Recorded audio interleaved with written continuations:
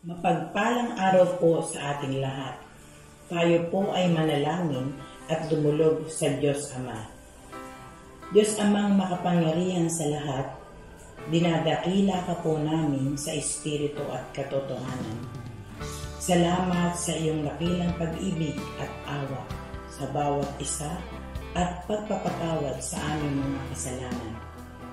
Dalangin po namin ang iyong pagbuhos ng biyaya sa Department of Education mula sa aming DepEd Secretary, Sara Duterte, sa mga regional directors sa buong bansa, mga division superintendents, at higit sa lahat sa aming ama ng SDO Nueva Ecija, Sir Edgar Domingo, sa lahat ng mga taga-Masintong Purok, mga guro, mag-aaral at mga magulang nakaagapay sa paghubog sa bawat mag-aaral. Ama, ibuhos mo po ang iyong dakilang biyaya, proteksyon, lakas, talino at kagalakan sa pagganap sa aming mga tungkulin.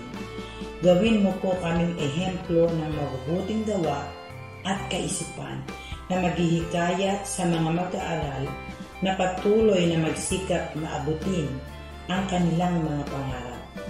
Salamat po sa pag-iingat sa aming mga kasama sa gawain, 10 ng aming buong pamilya. Padaluyin mo po sa amin palagi ang iyong banal na espiritu upang ang banal na kalooban mo lamang ang aming magagawa.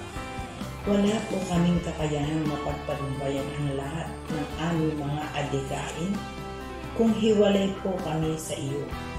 Pinupuri ka po namin sapagkat sa kabila ng maraming kalamidad at karamdamang nagaganap sa buong mundo ay hindi mo po kami hinayaang mahahawa, kundi nananatili po kami sa kaligtasan at kalusugan maging ang aming buong pamilya.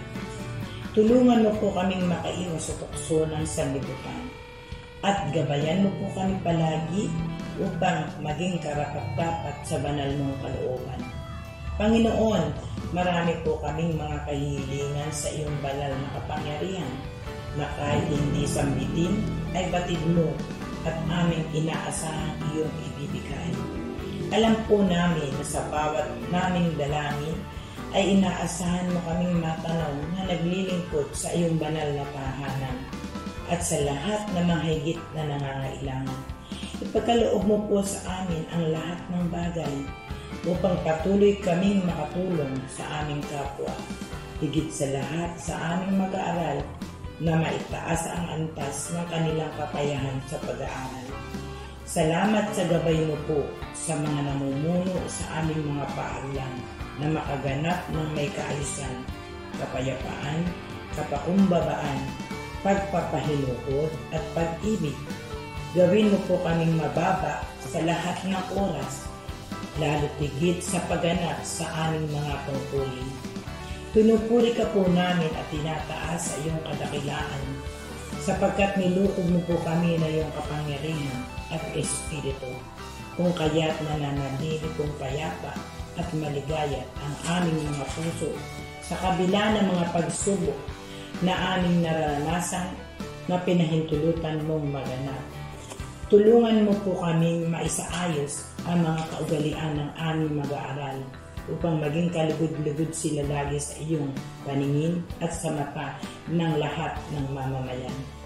Maraming salamat po sa mga stakeholders ng aming mga paaralan na patuloy sa pagtulong at pagtitiwala sa lahat ng aming mga programa, sa lahat ng mga paaralan sa CD1 to CD4 na nagpapahiwatig ng kaunlaran at tagumpay sa lahat ng aming mga gawain.